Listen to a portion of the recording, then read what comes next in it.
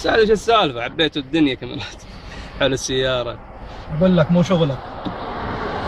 شغل. عندنا شغل كبير يا عمي، وما انا فاضي لك الحين.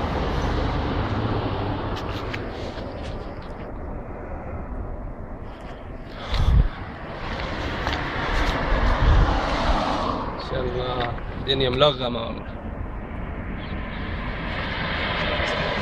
صور مين يا ابو سعد؟ ها؟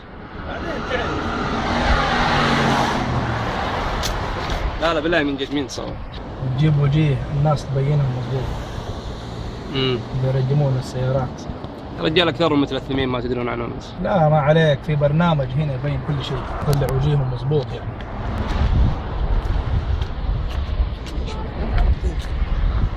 خلينا نشوف وين حاطين الكاميرات، شايف قبل شوي هنا